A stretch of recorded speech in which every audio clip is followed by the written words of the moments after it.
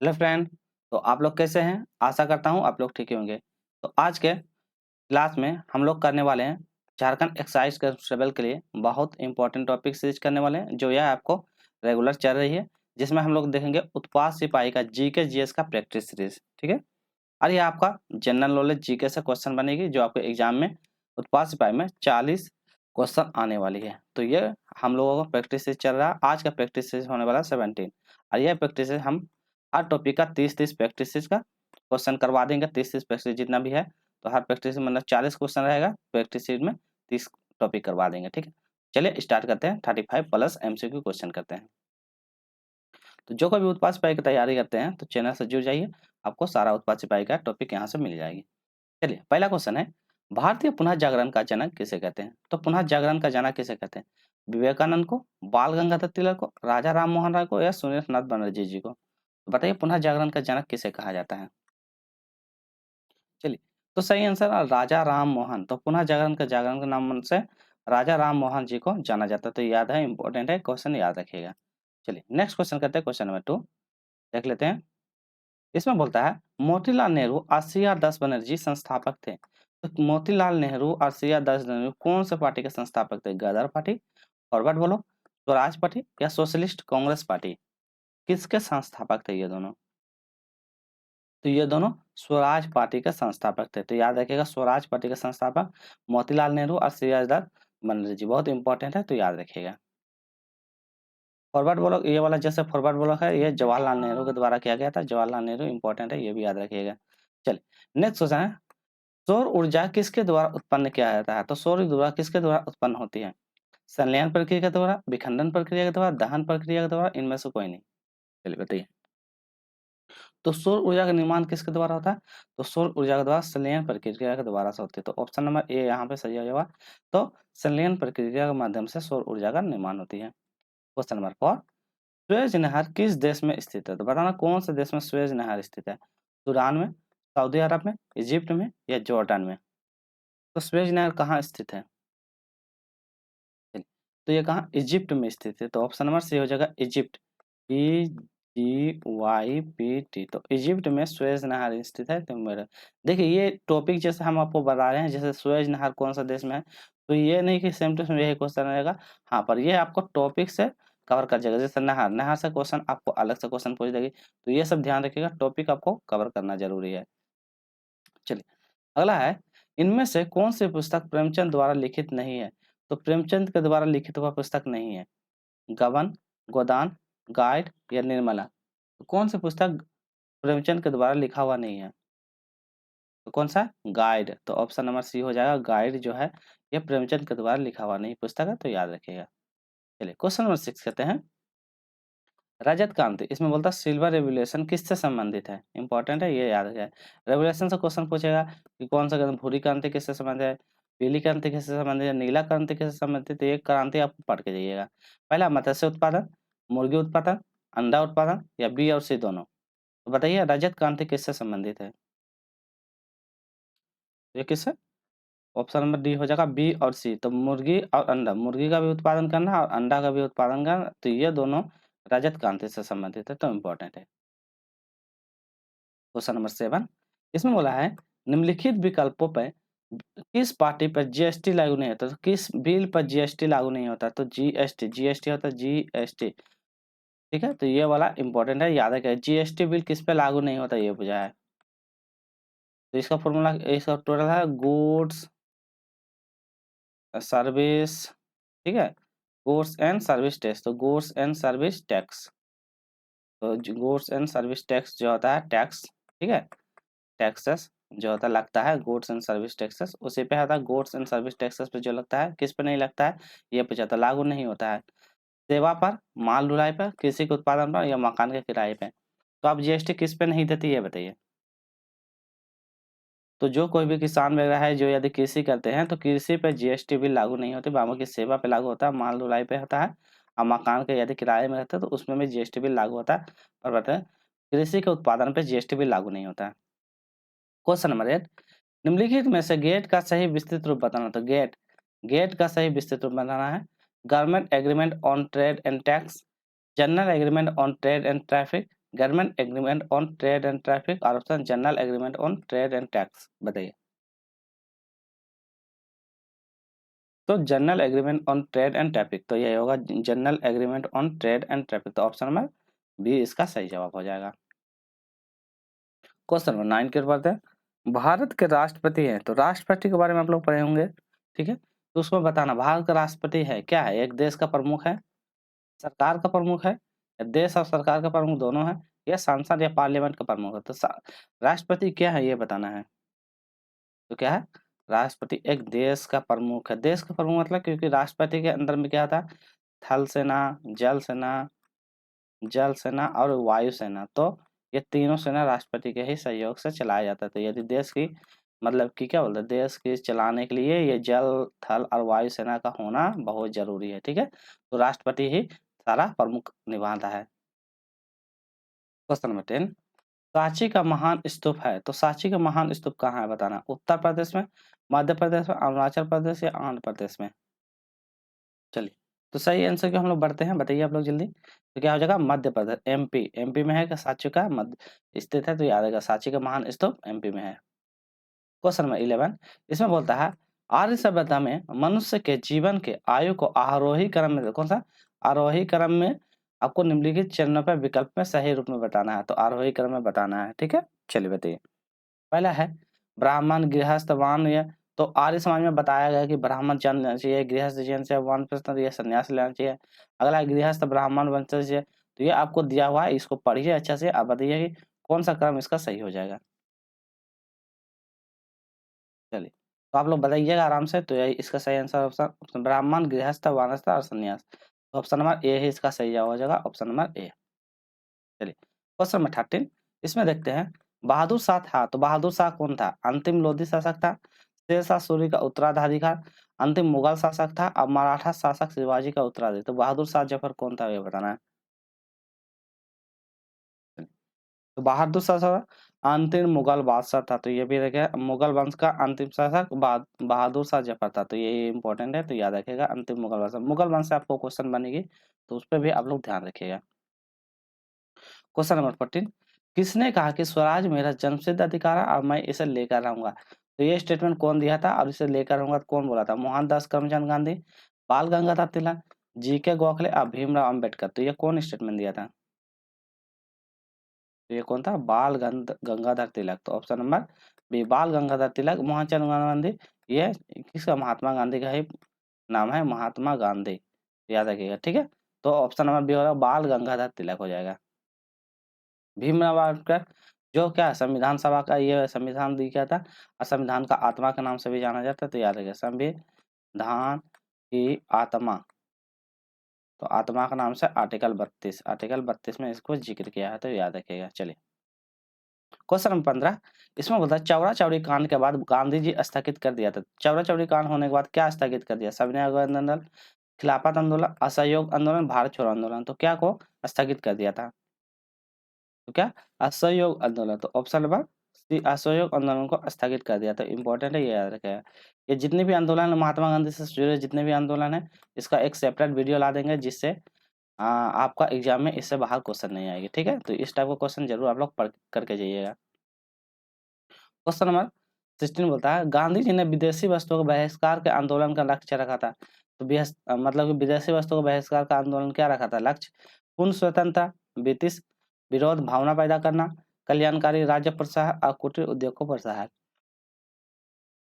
तो क्या उनका लक्ष्य था, उनका लक्ष्य था कि क्या करा, कुटीर छोटे छोटे जितने भी उद्योग है उसको क्या करना, प्रोत्साहन देना। तो यही उसका लक्ष्य था, छोटे छोटे उद्योगों को प्रोत्साहन देना या उसको बढ़ावा देना। क्वेश्चन नंबर 17 की ओर बढ़ते हैं। इसमें बोलता है संसदीय प्रकार की सरकार में वह बराबर वाले में पहला होता है। तो बराबर वाले में पहला होता है, यह वह कौन सी है, राष्ट्रपति, प्रधानमंत्री, विपक्ष का नेता या निचले दल का सदस्य। तो संसदीय प्रकार की सरकार में बराबर और पहला होता है कौन, आप लोग पढ़े होंगे। चलिए, तो क्या हो जाएगा, प्रधानमंत्री। तो ऑप्शन नंबर बी हो जाएगा प्रधानमंत्री। चलिए, क्वेश्चन नंबर 18, इसमें देखते हैं सूचना का अधिकार अधिनियम कौन कब पारित किया गया था, ये पूछेगा। सूचना का अधिकार का अधिनियम कब पारित किया गया, 2001 में, 2005 में, 2004 में, 2002 में। तो ये कब सूचना का अधिकार का अधिनियम 2005 में पारित किया गया था, याद रखिएगा 2005 में। ठीक है, कौन सा आर्टिकल 19 में जिक्र किया है, आर्टिकल 19 में, आर्टिकल 19 में जिक्र किया है सूचना का अधिकार हुआ। और यदि आप वीडियो ये वाला आर्टिकल से संबंधित वीडियो नहीं देखे हैं तो प्ले लिस्ट में जाइए और क्वालिटी वाला प्ले लिस्ट में जाकर वहाँ से आप आर्टिकल का वीडियो देख लीजिएगा। उसमें से मतलब अनुच्छेद और अनुसूचित दोनों पढ़ा दिए हैं, जिससे उससे बाहर आपको क्वेश्चन नहीं मिलेगा, सिर्फ इंपॉर्टेंट क्वेश्चन करवाए हैं। अगला है पुलकेशन द्वितीय, खाली जगह यहाँ पे पुलकेशन द्वितीय के बारे में हर्षवर्धन को, यहाँ पे खाली जगह है, इस जगह पे खाली जगह है, आपको पता नदी के तट पर पराजित किया था। तो आपको बताना है पुलकेशन द्वितीय ने हर्षवर्धन को कौन सा नदी के तट पर पराजित किया था, गोदावरी, नर्मदा, ताप्ती या महानदी। तो कौन सा नदी के तट पे, तो ये नर्मदा नदी के तट पे उसको क्या कहता है, पराजित कर देता। Option number B. चलिए नेक्स्ट क्वेश्चन, क्वेश्चन नंबर 20 क्या है, वातापी राजधानी कहाँ है, तो वातापी की राजधानी कहाँ पूछा है, चालुक्यों की, पल्लव की, राष्ट्रों की या चोलों। तो ये वातापी किसकी राजधानी है, ये पूछा गया है। तो सबका राजधानी आप याद रखिएगा, कौन कौन सा बन सके किसकी राजधानी है, तो ये भी आप लोग याद रखिएगा। चलिए क्वेश्चन नंबर 21, इसमें बोलता है किसी अर्थव्यवस्था में मुद्रा के मूल्य और कीमत के बीच का स्तर होता है। तो मुद्रा के मूल्यों और कीमत के बीच का स्तर को होता है, क्या होता है, अनुमोडन माना डायरेक्ट होता है, प्रतिमूलक माना इनवर्स होता है, समानुपातिक होता है या स्थिर। तो मुद्रा का मूल्य और कीमत स्तर के बीच, तो मूल्य में वृद्धि तो इसमें कमी, और फिर कीमत स्तर और मूल्य के बीच में पूछा है, तो क्या होगा ये पूछा गया है। तो उन दोनों का बीच क्या होता है, इनवर्स होते रहता है, मतलब कि इनवर्स होता है, ये बढ़ेगा तो ये घटेगा। तो यदि इसका मूल्य वृद्धि होगा तो ये इसका मूल्य में कमी हो जाएगा, यदि इसका मूल्य में मतलब कि मुद्रा का मूल्य में वृद्धि होगा तो कीमत में कमी, और कीमत में वृद्धि तो मूल्य में कमी। तो यही इनवर्स होते हैं एक दूसरे का। क्वेश्चन नंबर 22 किसी अर्थव्यवस्था में क्षेत्रों को सार्वजनिक और निजी के रूप में किस आधार पर वर्गीकृत किया जाता है। तो अर्थव्यवस्था का क्षेत्र में सार्वजनिक क्षेत्र और निजी क्षेत्र में किस रूप में वर्गीकृत किया जा सकता है, रोजगार की शर्त, आर्थिक गतिविधियों का स्वरूप, उद्यमों का स्वरूप या कच्ची सामग्री का प्रयोग में। तो बताइए किस आधार पर इसको हम वर्गीकृत कर सकते हैं। तो हम क्या कर रहे हैं, उद्यमों के स्वामित्व के आधार पे हम क्या करते हैं, उसको सार्वजनिक और निजी क्षेत्रों के आधार पर। सार्वजनिक क्षेत्र में क्या होता है, जिसमें से सरकार का अधिकार होता है, सरकार का अधिकार होता है, ठीक है। और निजी क्षेत्र में होता है, इसमें सिर्फ निजी कंपनियों का अधिकार होता है, निजी कंपनी जैसे मुकेश अंबानी के द्वारा जियो चलाया जाता है, ठीक है, एयरटेल चलाया जाता है। तो ये सब जो होता है ये निजी कंपनियां हैं, जिसमें से इसका अधिकार होता है। सरकारी क्षेत्र में जैसे रेलवे हो गया, ठीक है, रेलवे हो गया, आपके बाद फिर यहाँ से जैसे बीएसएनएल हो गया। तो ये सब जो है ये सब सरकारी का अधिकार होता है, सरकार के माध्यम से चलाया जाता है, जिसमें केंद्र सरकार और राज्य सरकार दोनों का भी सहयोग होता है, वो जगह जगह पे डिपेंड करता है। Question number 23 British house of commerce में चुना जाने वाला पहला भारतीय। तो ब्रिटिश हाउस ऑफ कॉमन में चुना जाना पहला भारतीय था lord Sinha, S Tagore, W C Banerjee और दादा भाई नौरोजी। तो कौन था ये बताइए।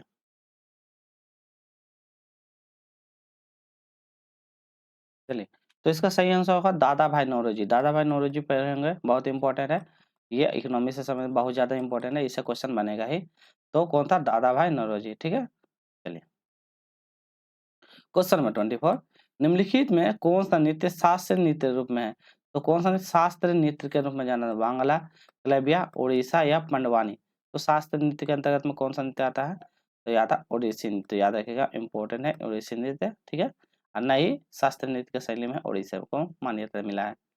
क्वेश्चन नंबर 25 धार्मिक त्योहार दशहरा निम्नलिखित में से किस राज्य में उल्लास के साथ मनाया जाता है। दशहरा किसके साथ मनाया जाता है, तमिलनाडु, केरल, कर्नाटक या आंध्र प्रदेश। तो ये कौन सा देश में मनाया जाता है, ये कौन सा मतलब राज्य में मनाया जाता है, तो ये कर्नाटका राज्य में आंध्र प्रदेश मतलब कर्नाटका राज्य में उल्लास के साथ मनाया जाता है। आंध्र प्रदेश में कुचिपुड़ी नृत्य याद है, तो याद रखिएगा कुचिपुड़ी, कुचिपुड़ी नृत्य है, तो इम्पोर्टेंट। केरल में क्या है, मोहिनी अट्टम, मोहिनी अट्टम, तो याद रखें मोहिनी अट्टम केरल में, और तमिलनाडु तो हो गया। चलिए ठीक है, नेक्स्ट क्वेश्चन कर लेते हैं। इसमें बोलता है, इसमें है निम्नलिखित में से किस राज्य में भूमि भारत के पूर्वी और पश्चिमी तटों पर स्थित है। भारत के पूर्वी में भी और पश्चिमी तट पे, तो ये आपका मैप है, इधर पूरा भी हो या पश्चिम हो गया या उत्तर हो गया या दक्षिण हो गया। तो बोलता है कौन सा राज्य की भूमि पूरब की और पश्चिम दोनों तटों पे है। तो पूर्वी तटों में भी है और पश्चिमी तटों में, पुडुचेरी, केरल, आंध्र प्रदेश या महाराष्ट्र। कौन सा हो जाएगा, पुडुचेरी, जिसका क्या होता है पूर्वी और पश्चिमी दोनों तटों पे स्थित है। क्वेश्चन नंबर 27, भारत का पहला अराजनीतिक राष्ट्रपति कौन था? तो अराजनीतिक राष्ट्रपति doctor Zakir Hussain, doctor APJ Abdul Kalam, doctor Radhakrishnan, doctor Rajendra Prasad. तो अराजनीतिक राष्ट्रपति कौन थे? तो कौन थे? डॉक्टर एपीजे अब्दुल कलाम जो थे, ये क्या था? अराजनीतिक के राष्ट्रपति थे। क्वेश्चन नंबर 20 है, इसमें बोलता है निम्नलिखित में कौन सा देश संयुक्त राष्ट्र सुरक्षा परिषद का अस्थायी सदस्य नहीं है? तो अस्थायी सदस्य नहीं है पूछा गया है, जापान, चीन, रूस या यूके। कौन सा अस्थायी सदस्य नहीं है? तो ये कौन है? जापान। जापान क्या है? देश का राष्ट्र सुरक्षा परिषद का सदस्य नहीं है। तो इम्पोर्टेंट है, ध्यान रखिएगा। क्वेश्चन नंबर 29, सार्वजनिक क्षेत्र के निम्न उपकरणों में से कौन सा एक नवरत्न नवरत्न नहीं है, नवरत्न कंपनी नहीं है पूछा है? एसबीआई, एचपीसीएल, एनटीपीसी, भेल। तो बोला है कि नवरत्न कंपनी के अंतर्गत में नहीं आता है। ठीक है, तो पहले बता दे रहे कितना 14 महारत्न कंपनी है, महारत्न। तो महारत्न कंपनी है, ठीक है, तो ये भी आता है कि महारत्न कंपनी है। तो इसमें बोला है कौन सा नहीं आता है, ठीक है, तो सार्वजनिक क्षेत्र के अंतर्गत में नहीं आने वाला है कौन है? एसबीआई। तो ऑप्शन नंबर बी हो जाएगा एसबीआई, बाकी एचपीसीएल, एनटीपीसी, भेल, ये तीनों सार्वजनिक क्षेत्र के अंतर्गत में आती है, पर एसबीआई नहीं आती है। क्वेश्चन नंबर 30, समुद्री भृंग बनाता है, तो समुद्री भृंग बनाता है मुख्यतः समुद्री धाराओं के कारण, शैली की रचनाओं के कारण, समुद्री तटों के कारण, असमुद्री गहराई के कारण। तो किसके कारण भृंग बनता है ये बताइए? चलिए, तो ये किसके कारण बनता है? ये शैलों की संरचनाओं के कारण बनता है। तो शैलों की संरचनाओं के कारण इनका निर्माण होता है। तो ऑप्शन नंबर बी सही जवाब हो जाएगा। क्वेश्चन नंबर 31, इंदिरा गांधी नहर किन नदियों के पानी से मिलता है? तो इंदिरा गांधी नहर किन नदी को पानी से मिलकर बनता है? सतलुज और ब्यास, रावी और ब्यास, रावी और चेनाब, और सिर्फ केवल ए और बी? चलिए बताइए, तो किसके मिल के बनता है ये पूछा गया। तो ये कौन सा आ जाएगा? सतलुज और ब्यास। तो ऑप्शन नंबर ये हो जाएगा सतलुज और ब्यास का इंदिरा गांधी नहर पानी का मिलता है। क्वेश्चन नंबर 32, इसमें बोलता है भारत में मुद्रास्फीति मापी जाती है, किससे मापी? थोक मूल्य सूचकांक के द्वारा, शहरी गैर कर्मचारी और उपभोक्ताओं को मूल्य सूचकांक के द्वारा, कृषि श्रमिक का उपभोक्ता मूल्य सूचकांक के द्वारा, और राष्ट्रीय आय आवृत्ति के द्वारा। तो किसके द्वारा हम लोग मापते हैं मुद्रास्फीति? चलिए, तो मुद्रास्फीति के समय थोक मूल्य और सूचकांक के माध्यम से हम मुद्रास्फीति को माप सकते हैं। क्वेश्चन नंबर 33, इसमें बोलता है लंदन में प्रथम गोलमेज सम्मेलन कब होता है बताइए? 12 नवंबर 1931 से लेके 32 तक चलता है, 10 जनवरी 32 से 33 तक चलता है, मतलब 32 तक चलता है, फिर 29 जनवरी 29 से लेके 29 मार्च तक चलता है, और ऑप्शन नंबर डी बोलता है 12 नवंबर 30 से लेके 31 तक चलता है। तो बताइए, तो गोलमेज सम्मेलन, प्रथम गोलमेज सम्मेलन कौन सा? तो इसका प्रथम गोलमेज सम्मेलन कौन होता है? 12 नवंबर 1930 से लेके 31 तक। तो ऑप्शन नंबर डी, पहले 30 से 31 प्रथम वाला चलता है, तो याद रखिएगा प्रथम। द्वितीय बोलेगा तो मतलब फिर 31 से 32 चलता है, और 32 से 33 तो इस तरह करके चलता है। ठीक है, तो याद रखिए 32 से 33 करके तीनों गोलमेज सम्मेलन होता है। चलिए नेक्स्ट क्वेश्चन है, भूरी क्रांति किससे संबंधित है? धन से, रेशम से, मछली से, या कोको उत्पादन से? तो भूरी क्रांति किससे संबंधित है ये आपको बताना है। चलिए, तो भूरी संबंधी किससे? कोको उत्पादन। तो कोको उत्पादन जो होती है भूरी क्रांति से संबंधित है, तो याद रखिएगा इम्पोर्टेंट है। और मछली क्रांति क्या है? नीली। तो नीली जो होता है नीली, नीली क्रांति से संबंधित मछली, तो ये याद रखिएगा इम्पोर्टेंट। चलिए नेक्स्ट क्वेश्चन 35, भारतीय हरित क्रांति का पितामह, तो हरित क्रांति का पितामह किसे कहा जाता है? डॉक्टर खुराना को, डॉक्टर मार्शल को, डॉक्टर कुरियन को, और डॉक्टर स्वामीनाथन को। तो किसको भारतीय हरित क्रांति का पितामह या जनक कहा जाता है? चलिए, हरित क्रांति के एस स्वामीनाथन जी को मानते हैं, तो ऑप्शन नंबर डी हरित क्रांति का जनक माना जाता है। ठीक है, डॉक्टर खुराना जो है ये भी इम्पोर्टेंट है, तो इसको याद रखना इम्पोर्टेंट। इसमें क्या आता है? ये अनुवांशिकी का जन्म है, अनुवांशिकी। तो अनुवांशिकी का जन्म किसे बोलते हैं? तो डॉक्टर खुराना जी को अनुवांशिकी जन्म होता है। और डॉक्टर कुरियन वर्गीस, तो इसको भी याद रखें, डॉक्टर कुरियन वर्गीस जो होता है श्वेत क्रांति का जनक है, श्वेत क्रांति। इसलिए वीडियो आप लोग जरूर लास्ट तक देखिए ताकि आपको एक्स्ट्रा डिटेल मिल जाए। डॉक्टर खुराना अनुवांशिकी के जनक, श्वेत क्रांति डॉक्टर मतलब कि डॉक्टर कुरियन, और स्वामीनाथन जो हरित क्रांति के जनक। तो इम्पोर्टेंट है, बना लीजिएगा इसको सारा। क्वेश्चन 36, मैथिली भाषा में भारत के निम्नलिखित में कौन सा राज्य अधिकतम बोली जाती है? तो कौन से राज्य में मैथिली भाषा बोली जाती है? उत्तर प्रदेश में, मध्य प्रदेश में, बिहार में, या राजस्थान में? तो आप लोगों को पता ही होगा मैथिली कहाँ चलता है, बिहार राज्य में चलती है, तो मैथिली बिहार में। क्वेश्चन 37, पीएनजी का सबसे उपयुक्त पूर्ण रूप निम्नलिखित में से है, क्या है? Propane natural gas, piped natural gas, फिनोल्फ्रीन नेचुरल गैस और प्रोपेन नेचुरल गैस स्टेट। तो कौन सा पीएनजी का फुल फॉर्म हो जाएगा? तो क्या था? पाइप्ड नेचुरल गैस, तो हो जाएगा पाइप्ड नेचुरल गैस। तो ऑप्शन नंबर बी इसका सही जवाब हो जाएगा। ठीक है, चलिए क्वेश्चन नंबर 38 इसमें बोलता है डोंगरी भाषा अधिकतर भाषा भारत के निम्नलिखित कौन सा क्षेत्र में बोला जाता है? डोंगरी, अब बताइए डोंगरी कौन सा क्षेत्र में माना जाता है? पहला है राजस्थान, जम्मू, असम या छत्तीसगढ़। तो डोंगरी कहाँ बोला जाता है? ये जम्मू कश्मीर में बोला जाता है। तो ऑप्शन नंबर बी हो जाएगा जम्मू कश्मीर। देखिए इसको याद, मतलब उस समय जो था 2003 में कितनी भाषाएं थी? मतलब कि 2003 में 4 भाषाओं को लिया गया था, 4 भाषा। तो याद रखिएगा 2003 में 4 भाषा का जिक्र किया गया था। इस सब फिर और एक भाषा था, इसमें फिर था पहला डेट याद कर लिए, सबसे पहला मेल आया था 1967 में आया था सिंधी। कौन सी भाषा आई थी? इंपॉर्टेंट है, कभी एग्जाम में पूछा जाता था। पहली भाषा सिंधी, फिर दूसरा क्या था मतलब कि 3 भाषा को लिया गया था 1992 में। 1992 इसको याद करने का ट्रिक था नमक, नो मो को। नमक से होता है नेपाली, मणिपुरी और कोंकणी। तो मणिपुरी होगा, यह हो जाएगा कोंकणी हो जाएगा, उसके बाद नेपाली हो जाएगा। तो ये हो जाएगा, ठीक है। तो मणिपुरी, नेपाली और कोंकणी ये भाषा होगी। उसके बाद फिर जो आता है अगला आता है मैथिली। 2004 में 4 भाषाओं को जोड़ा जाता है, ठीक है। इसमें कौन कौन भाषा थी? इसमें थी 4 भाषा, जैसे कि बोडो था, बोडो, डोंगरी, उसके बाद थी संथाली और एक थी मैथिली। तो याद रखिएगा मैथिली। मैथिली का बिहार में बोला जाता है, संथाली झारखंड में बोला जाता है, बोडो तो अभी जस्ट असम में बोला जाता है, और डोंगरी कहाँ बोला जाता है? ये आपको जम्मू कश्मीर। तो यहाँ पे बोला है डोंगरी भाषा, डोंगरी भाषा जम्मू कश्मीर। तो याद रखा 2003 में 4 भाषा, और इसमें फिर मतलब कि ये वाला 1992 में 3 भाषा और 1967 में 1 भाषा। तो याद रखिएगा इस तरह का सीक्वेंस। चलिए क्वेश्चन नंबर 39 इसमें बोलता है निम्नलिखित में से किसे भारत का सर्वोच्च खेल सम्मान से माना जाता है? अर्जुन पुरस्कार को, मेजर ध्यानचंद खेल रत्न को, ध्यानचंद पुरस्कार को या राष्ट्रीय खेल प्रोत्साहन पुरस्कार को? तो किसे सर्वोच्च खेल का सम्मान माना जाता है? तो कौन सा? मेजर ध्यानचंद पुरस्कार को खेल रत्न में सबसे सर्वोच्च सम्मान माना जाता है। क्वेश्चन नंबर 40 इसमें बोलता है शिक्षा का अधिकार मौलिक अधिकार निम्नलिखित में से कौन सा अनुच्छेद में जोड़ा गया है? अनुच्छेद 18 का बी में, अनुच्छेद 21 का ए में, अनुच्छेद 24 का सी में, अनुच्छेद 28 का ए में। तो शिक्षा का अधिकार कौन सा में जोड़ा गया है? तो ये पूछा है। चलिए तो शिक्षा का अधिकार कौन है? अनुच्छेद 21 का ए में। तो ऑप्शन नंबर बी हो जाएगा। 21 का ए में शिक्षा का अधिकार दिया गया है, तो इम्पोर्टेंट है शिक्षा का अधिकार, ठीक है। चलिए उसके बाद थोड़ा सा कुछ ऐसा है, जैसे कि ये 18 वाला में है, 18 में उपाधियों का अंत के बारे में बताया है। उपाधियों का अंत, तो उपाधियों का अंत के बारे में बताया, आर्टिकल 18 में बताया गया है। उसके बाद अनुच्छेद 24 या 23-24 जो होता है, इसमें क्या बताया? इसमें 24 में जिक्र किया काम पर जो होता है, छोटे बच्चे जो होता है काम पर रोक लगाने का अधिकार दिया था। कामों पर छोटे बच्चों को काम पर रोक लगाने का। 28 में क्या है? इसमें है शैक्षणिक जो भी है शैक्षणिक संस्थान, धार्मिक शिक्षा आदि का वर्णन किया। तो शैक्षणिक संस्थान,